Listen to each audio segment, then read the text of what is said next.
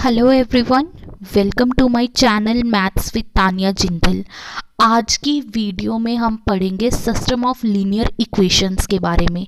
ठीक है, सबसे पहले देखिए लीनियर इक्वेशन क्या होता है। जैसे ये इक्वेशन है 3x minus y plus 4z is equal to 0। यहाँ पे x की पावर भी 1 है, y की पावर भी 1 है, z की पावर भी 1 है, राइट। अगर तो ये लीनियर इक्वेशन है। अगर इक्वेशन कुछ ऐसी होती 3x square minus 4y square is equal to 0, मतलब पावर्स अगर 1 से ज़्यादा होती तो वो नॉन लीनियर इक्वेशन बन जाती। अब ये तीनों इक्वेशन लीनियर इक्वेशन है। हमें पढ़ना है सिस्टम ऑफ लीनियर इक्वेशन से, मतलब अगर लीनियर इक्वेशन 2 या 2 से ज़्यादा है तब हमें उनका साइमल्टेनियस सॉल्यूशन पता करना है। ऐसी एक्स वाई जेड की वैल्यूज़ फाइंड आउट करनी है जो इन सारी इक्वेशंस को सेटिस्फाई करे, राइट। जैसे ये तीन इक्वेशंस हमें गिवन है, राइट। इन इक्वेशंस को हम ऐसे भी लिख सकते हैं। सबसे पहले फर्स्ट इक्वेशन के कोफिशिएंट क्या है 3 माइनस 1 4, वो हमने फर्स्ट रो में लिख लिए। सेकंड इक्वेशन के कोफिशिएंट्स क्या है 1 1 माइनस 1, वो हमने सेकंड रो में लिख लिए। थर्ड इक्वेशन के कोफिशिएंट्स को हमने थर्ड रो में लिख लिया। तो इस मैट्रिक्स को हम बोलेंगे कोफिशिएंट मैट्रिक्स, ठीक है। और जो अननोन्स हैं, वेरिएबल्स हैं, वो है हमारे पास एक्स वाई जेड, वो हमने ऐसे लिख लिए एक्स वाई जेड। और जो राइट हैंड साइड पे है 0 to 4, उसको हमने ऐसे लिख लिया, मतलब इसको हमने मैट्रिक्स फॉर्म में ऐसे लिख लिया। ये चीज़ और ये चीज़ इक्वल है। कैसे? अब जब इसको हम मल्टीप्लाई करेंगे, मींस इसकी फर्स्ट रो को इसकी फर्स्ट कॉलम से मल्टीप्लाई करेंगे तो ये आ जाएगा 3x minus y plus 4z, right. और ये इक्वल हो जाएगा, वो किसके इक्वल है 0 के। फर्स्ट इक्वेशन आ जाएगी। जब सेकंड रो को सेकंड कॉलम से मल्टीप्लाई करा हमारे पास आ जाएगा x plus Y minus Z is equal to 2, second equation आ जाएगी। फिर थर्ड रो को जब हमने इस कॉलम से मल्टीप्लाई करा हमारे पास आ जाएगा 9x minus y plus 6z is equal to 4। ये वाली चीज़ और ये वाली चीज़ इक्वल है, बस ये इक्वेशंस की फॉर्म में है। ये इसी चीज़ को हमने मैट्रिक्स की फॉर्म में लिखा है, ठीक है। और इसको हम बोलते हैं कोफिशिएंट मैट्रिक्स, ठीक है। इसका जैसे हमने नाम रख लिया A, इस मैट्रिक्स का नाम रख लिया A, इस कॉलम वेक्टर का नाम रख लिया हमने X और इसका नाम रख लिया हमने B। AX is equal to B system. इस सिस्टम ऑफ इक्वेशंस को AX is equal to B में रिड्यूस कर लिया। जो A है वो क्या है, वो हमारी कोफिशिएंट मैट्रिक्स है, ठीक है। अब आगे देखते हैं। अगर जो हमारा मान लो इन जनरल अगर हम बात करें, हमारे पास m लीनियर इक्वेशंस हैं और n जो है वो वेरिएबल्स है, n अननोन्स है। इन जनरल अगर हमारे पास कोई ऐसा सिस्टम है a11x1 plus a12x2 plus a1nxn is equal to b1। Next equation है a21x1 plus a22x2 plus a2nxn is equal to b2। Similarly ऐसी m इक्वेशंस हैं हमारे पास, राइट। और वेरिएबल्स कितने हैं x1 x2 xn वेरिएबल्स हैं। इस एक सिस्टम को अगर हमें कोफिशिएंट मैट्रिक्स की फॉर्म में लिखना है तो पहले तो ये जो हैं हमारे, ये तो कोफिशिएंट्स हो गए, तो ये कोफिशिएंट मैट्रिक्स A। ये हमारे अननोन्स हो गए x1 x2 xn, x vector, right. तो ये हमारा राइट हैंड साइड वाला वेक्टर हो गया b1 b2 bm, ठीक है।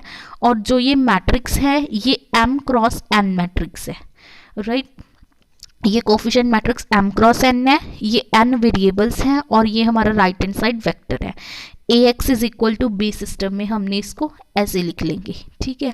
अगर तो ये हमारा राइट हैंड साइड वाला वेक्टर सारा ही 0 है तो हम बोलेंगे इस सिस्टम को होमोजीनियस सिस्टम। अगर राइट हैंड साइड वाला वेक्टर नॉन जीरो है तब हम इसको बोलेंगे नॉन होमोजीनियस सिस्टम, ठीक है। सबसे पहले हम होमोजीनियस सिस्टम को सॉल्व करना सीखते हैं। नेक्स्ट वीडियो में हम नॉन होमोजीनियस सिस्टम को सॉल्व करना सीखेंगे। होमोजीनियस सिस्टम मतलब अगर राइट हैंड साइड पे 0 वेक्टर हो तब हम कैसे सॉल्व करेंगे, ये चीज़ हम देखते हैं।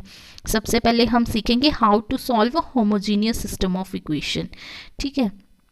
अब इसके लिए क्या होगा, हमारे पास सपोज कुछ सिस्टम ऑफ इक्वेशंस गिवन है, मान लो m इक्वेशंस गिवन है n अननोन्स में, ठीक है। अब हो सकता है उन सिस्टम ऑफ इक्वेशन का कोई सोल्यूशन हो ही ना, नो सोल्यूशन हो सकता है यूनिक सोल्यूशन हो और हो सकता है इनफाइनाइटली मैनी सोल्यूशन हो, तो हर सिचुएशन में हमारे पास ये 3 केसेस बनेंगे। इन जनरल हमारे पास सिस्टम क्या है, Ax is equal to 0 vector, B vector अगर 0 हो तब हम उसको क्या बोलते हैं, होमोजीनियस सिस्टम। इन जनरल हमारे पास ऐसा सिस्टम है, मान लो हमारे पास m इक्वेशंस हैं और n अननोन्स हैं, ऐसा सिस्टम है।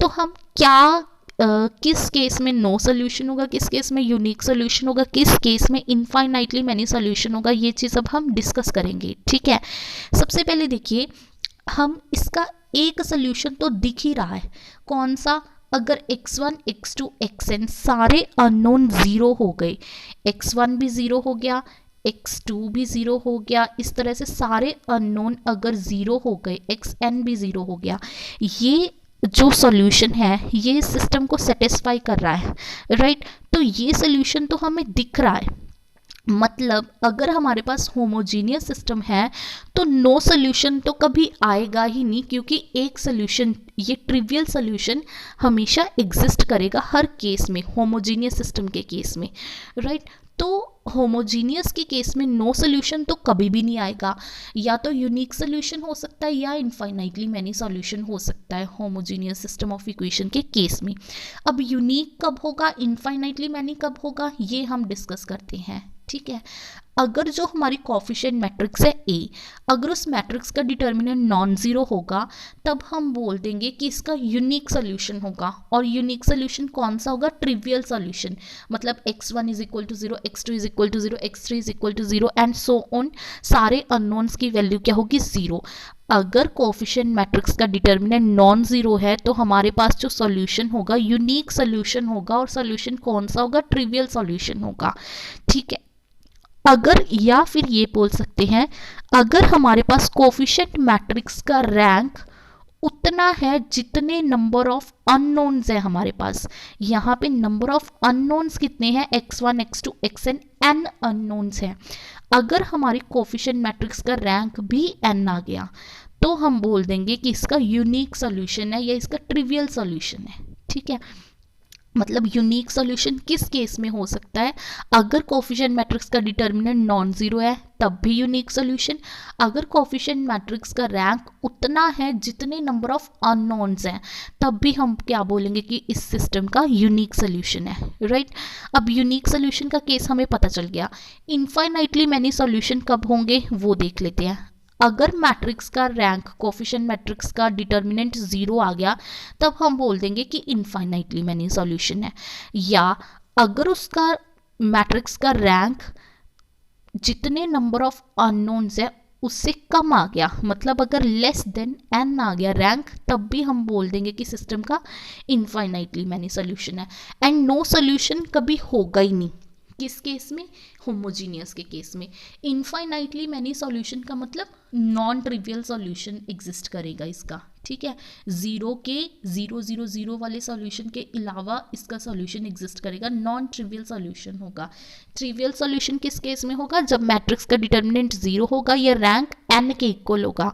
और नॉन ट्रिवियल सॉल्यूशन किस केस में होगा, जब मैट्रिक्स का डिटर्मिनेंट 0 होगा या रैंक n से कम होगा। ये हमारा ओवरऑल कंक्लूजन है। ठीक है, अब हम एग्जाम्पल देखते हैं, जैसे find the value of k such that this system of equation has non-trivial solution।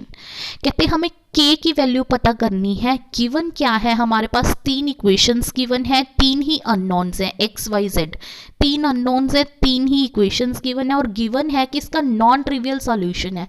हमें k की वैल्यू पता करनी है। नॉन ट्रिवियल सॉल्यूशन मतलब इसके इनफाइनाइटली मैनी सॉल्यूशंस हैं। ठीक है, नॉन ट्रिवियल सॉल्यूशन मतलब इसके इनफाइनाइटली मैनी सॉल्यूशन है। इनफाइनाइटली मैनी सॉल्यूशन मतलब इसका डिटर्मिनेंट, कोफिशिएंट मैट्रिक्स का डिटर्मिनेंट क्या होगा, 0। तो इसकी कोफिशिएंट मैट्रिक्स बना लेते हैं और उसके डिटर्मिनेंट को 0 के इक्वल रख देते हैं। ये हमारे पास गिवन इक्वेशंस हैं। इसकी कोफिशिएंट, इस सिस्टम को हम ऐसे भी लिख सकते हैं, a x is equal to 0। इसकी जो कोफिशिएंट मैट्रिक्स है उसके डिटर्मिनेंट को 0 के इक्वल रख दिया। इसके डिटर्मिनेंट को थोड़ा सा सॉल्व करा, डिटर्मिनेंट को सॉल्व करने के बाद हमारी k की वैल्यूज आ गई 0 एंड 9/2। तो k की वैल्यू 0 और 9/2 के लिए इस सिस्टम का नॉन ट्रिवियल सॉल्यूशन होगा या इनफाइनाइटली मैनी सॉल्यूशन होगा। ठीक है, और एग्जाम्पल देखते हैं। फाइंड द वैल्यू ऑफ के सो दैट, ये 3 इक्वेशंस गिवन है, 3 ही अननोन्स है एक्स वाई जेड। कहते के की कौन सी वैल्यू के लिए इन इक्वेशंस का यूनिक सोल्यूशन होगा। पहला क्वेश्चन तो इन्होंने ये पूछ रखा है, और दूसरा क्वेश्चन क्या है कि के की कौन सी वैल्यू के लिए इस सिस्टम का इनफाइनाइटली मैनी सॉल्यूशन होगा, और वो सॉल्यूशन होंगे भी कौन से, वो भी फाइंड आउट करनी है। तो फर्स्ट पार्ट क्या पूछा है, कहते के की कौन सी वैल्यू के लिए इस सिस्टम का यूनिक सॉल्यूशन होगा। यूनिक सॉल्यूशन कैसे निकालते हैं, हम डिटर्मिनेंट को नॉन जीरो रखते हैं तब जाके यूनिक सॉल्यूशन निकलता है। तो हम इसकी कोएफिशिएंट मैट्रिक्स का डिटर्मिनेंट क्या करेंगे, नॉन जीरो रखेंगे। पहले तो ये सिस्टम है Ax is equal to zero, coefficient matrix का हमने डिटर्मिनेंट निकाल दिया, डिटर्मिनेंट निकालना आपको आता है, डिटर्मिनेंट आ गया 5k + 1। यूनिक सॉल्यूशन कब होता है, जब डिटर्मिनेंट हमारा नॉन जीरो हो, मतलब अगर 5k + 1 नॉन जीरो, मतलब k नॉट इक्वल टू -1/5 हो। इस k नॉट इक्वल टू -1/5 के केस में क्या होगा, यूनिक सॉल्यूशन। और इनफाइनाइटली मैनी सॉल्यूशन कब होंगे, जब डिटर्मिनेंट जीरो होगा, कोएफिशिएंट मैट्रिक्स का डिटर्मिनेंट जब जीरो होगा, मतलब जब k की वैल्यू -1/5 होगी तब इनफाइनाइटली मैनी सॉल्यूशन होंगे। इसके अलावा k की कोई भी वैल्यू ले लो, हमारे पास यूनिक सॉल्यूशन आएगा। k की वैल्यू जब -1/5 होगी तब इनफाइनाइटली मैनी सॉल्यूशन आएंगे, ये बात तो क्लियर है।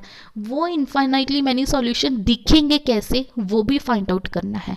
कैसे फाइंड आउट करेंगे, ये जो हमने ये k की वैल्यू निकाली है -1/5, इसको हम यहाँ पे इस सिस्टम में पुट कर देंगे। यहाँ पे k की वैल्यू -1/5 डाल लेंगे, डाल ली हमने -1/5। इसके बाद क्या करेंगे, हम इसको रो एक्लन फॉर्म में रिड्यूस करेंगे। वो कैसे, यहाँ पे पहले 1 बनाएंगे, वो है यहाँ पे 1 बनाने के बाद इसके नीचे हम जीरोस बनाएंगे। नीचे यहाँ पे जीरोस बनाने के लिए हम R2 पे ऑपरेशन लगा देंगे, यहाँ पे जीरो बनाने के लिए हम R2 पे ऑपरेशन लगा देंगे, R2 - 3R1, राइट। वो ऑपरेशन हमने लगा दिया इस पूरी R2 पे, R2 - 3R1। ये लगाने के बाद ये हमारा यहाँ पे ये सिस्टम बन जाएगा। तो उसके बाद हम R3 को भी 5 से मल्टीप्लाई कर देंगे, सिंप्लिसिटी के लिए 5 से मल्टीप्लाई करने के बाद इसको हमारी ये चीज़ आ जाएगी। इसके बाद हम यहाँ पे भी ऑपरेशन लगा सकते हैं R3 पे कि R3 - R2, right, for simplicity. तो हमने ये चीज़ लगा दी। अब इस सिस्टम को हम ऐसे भी लिख सकते हैं ना, लाइक जब इसको इससे मल्टीप्लाई करा, ये आ जाएगा x - 2y + z is equal to 0। और जब इस सेकेंड रो को कॉलम से मल्टीप्लाई करा, ये आ जाएगा 5y - z is equal to 0। ये दो इक्वेशंस बन जाएंगी। यहाँ से हम y की वैल्यू निकाल लेते हैं। y की वैल्यू, इस इक्वेशन से y की वैल्यू क्या आ जाएगी, z/5। इस y की वैल्यू z/5 को हमने यहाँ पे पुट कर लिया और x की वैल्यू निकाल ली, वो आ गई -3z/5। मतलब हमने x और y की value in terms of z निकाल ली, और z को पुट कर दो k, z को पुट कर दो k। जब z को k पुट करा तो x की वैल्यू आ जाएगी -3k/5, y की क्या आ जाएगी k/5, and z is equal to k where k is a parameter. इस तरह के हमारे पास इनफाइनाइटली मैनी सॉल्यूशंस आ जाएंगे, राइट। k कोई भी पैरामीटर है, x y z की ये वैल्यूज आ गई, तो इस तरह के हमारे पास इनफाइनाइटली मैनी सॉल्यूशंस आ जाएंगे। मतलब k यहाँ पे आ जाएगा -3/5, 1/5 × 1। इस तरह के इनफाइनाइटली मैनी सॉल्यूशंस आ जाएंगे, k की वैल्यू वेरी करेगी, राइट। तो ये था हमारा homogeneous system of linear equations का टॉपिक। दो ही केस बनते हैं, नो सॉल्यूशन का केस तो बनता नहीं है, क्योंकि होमोजीनियस सिस्टम का ट्रिवियल सॉल्यूशन तो पक्का एग्जिस्ट करता है। मतलब नो सॉल्यूशन का केस तो कभी आएगा ही नहीं। तो होमोजीनियस सिस्टम में दो ही केस आ सकते हैं, या तो यूनिक सॉल्यूशन या infinitely many solution. Unique solution कब होगा, जब डिटर्मिनेंट कोएफिशिएंट मैट्रिक्स का डिटर्मिनेंट नॉन जीरो होगा या रैंक उसका n के इक्वल होगा। और इनफाइनाइटली मैनी सॉल्यूशन कब होंगे, जब कोएफिशिएंट मैट्रिक्स का डिटर्मिनेंट जीरो होगा या रैंक लेस देन n होगा तब इन्फाइनाइटली मैनी सॉल्यूशन होंगे। ठीक है, अब हम नेक्स्ट वीडियो में बात करेंगे non homogeneous system of linear equations की। ठीक है, थैंक्स फॉर वॉचिंग वीडियो।